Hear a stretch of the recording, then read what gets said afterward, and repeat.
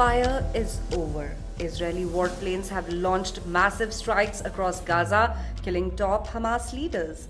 The airstrikes, which hit multiple areas, come after failed ceasefire talks. And now the war is back.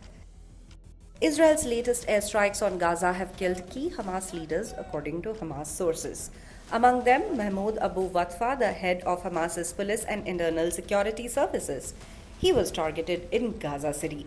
Gazan media reports say another senior Hamas leader, Issam Daliyaz, was also killed. Daliyaz was a member of Hamas's political bureau and held a top government role. However, reports of his death had been circulating since July last year with no official confirmation from Hamas or the Israeli Defense Forces. Meanwhile, Abu Ubaida Al-Jamassi, who's reportedly in charge of Hamas's emergency committee managing Gaza during the war, was also killed. Other high-ranking officials, Bahjat Abu Sultan and Ahmad Al-Qatta, also died in the strikes. Palestinian health authorities report at least 300 people killed in these latest Israeli attacks. Many of the dead are children, according to hospital officials. Airstrikes hit multiple locations, including Gaza City in the north, Deir Bala in Gaza, and Khan Yunis and Rafah in the south. The Palestinian Red Crescent says its teams alone counted 86 dead and 134 injured. Hospitals, already overwhelmed after 15 months of bombardment, are struggling. Doctors in Khan Yunis and Gaza City report seeing piles of bodies wrapped in blood-stained plastic sheets. 16 members of a single family were killed in Rafah, according to authorities. Meanwhile, Israel has defended the airstrikes, calling them necessary. The Israeli military says it targeted Hamas commanders, leadership officials, and militant infrastructure. Israeli Prime Minister Benjamin Netanyahu's office accused Hamas of refusing to release hostages and rejecting proposals from the United States.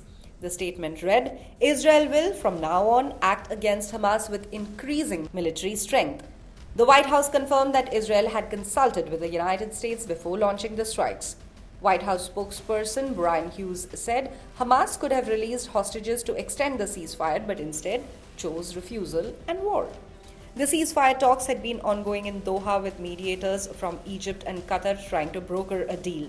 During the ceasefire, Hamas released 33 Israeli hostages and 5 Thai nationals in exchange for 2,000 Palestinian prisoners. But negotiations to extend the truce collapsed. With US support, Israel had pushed for the return of 59 remaining hostages in exchange for a longer ceasefire. The goal was to halt fighting until after Ramadan and Passover. But Hamas refused, leading to the renewed strikes.